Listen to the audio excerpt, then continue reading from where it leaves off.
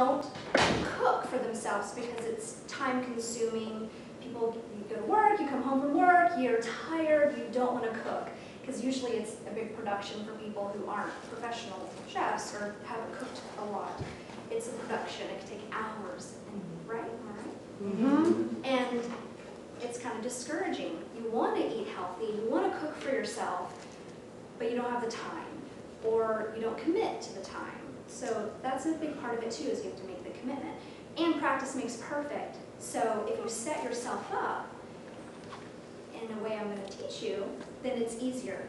I want to show you my favorite tools and how I set things up in my kitchen to make things faster and easier. Obviously, you will get faster over time. Somebody doesn't just walk into a kitchen with a knife and be able to make a meal in 30 minutes. So you have to come to cooking classes and learn how to do things faster. But I will at least show you some tools and give you some tips on what I have found to make things faster and easier. It took me time to develop this set of tools. I don't expect everybody to go and buy everything on this list tomorrow.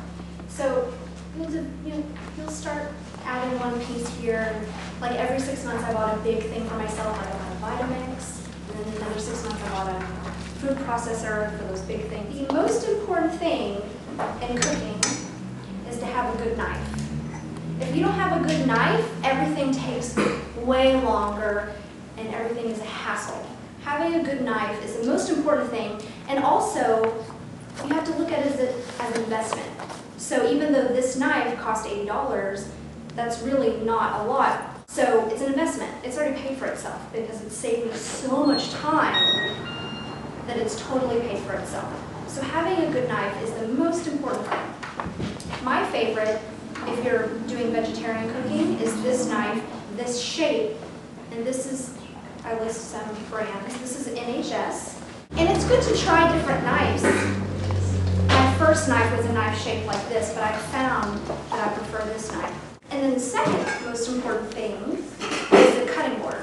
With a knife this nice, you do not want to use it on plastic or glass. You want a wood cutting board or bamboo. This thing is a dough scraper, which bakers use for dough, but I use it for picking up things and for scraping up vegetables. So this is a handy tool. And you want to make sure your cutting board is stable, so you can either take a wet paper towel, like a damp paper towel, and stick it under so it's not sliding around, which I haven't done, you see. Or you can take a dish towel and wet it down and lay it underneath so it's secure. I prefer, for pans, stainless steel.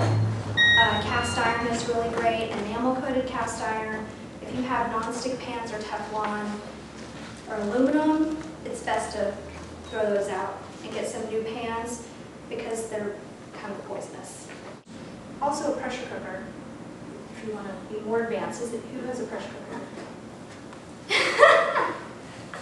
This is my friend Kelly, who's learned everything from me. Yeah. She ran out and bought a pressure cooker. All my friends own pressure cookers now because they make the best rice ever. And you can cook beans in 12 minutes. So dried beans, ideally you want to eat your beans fresh because they're not in a can, an aluminum can sitting on a shelf for who knows how long. If you can make your own beans in 12 minutes, wouldn't you make your own beans? Yeah. So pressure cooker is a lifesaver. So this brand is one I particularly like. It's called Fagor, F-A-G-O-R, German, I think. There's much more expensive ones and there's cheaper ones. I find this to be the middle grade one. One of my favorite tools is this Le Creuset spatula. Can I get an amen? Has everybody heard of Le Creuset? They're a French company. They make enamel-coated cast iron pots that are absolutely amazing. Very expensive. There's some lesser, cheaper brands. I think Martha Stewart has one, and maybe Rachel Ray has one now at Bed Bath & Beyond. They're way cheaper, so you don't have to get Le Creuset pots, but you do have to get this particular spatula because it's awesome, and you can put it into up to 1,000 degrees. So all those other plastic spatulas are probably melting going into your food. You can actually saute in oil with this. You can I use it for everything. For scraping out every last bit of dough or pancake mix or whatever. And then I also have various sizes of stainless steel bowls too. So you have glass, I have various sizes of glass and stainless steel. So yes, they come in different sizes and they're awesome. This is a microplane zester. The brand is called Microplane and they make the best graters I've ever seen or used. This is a zester. So it's great for grating ginger to put in your dishes or for taking the zest off of citrus.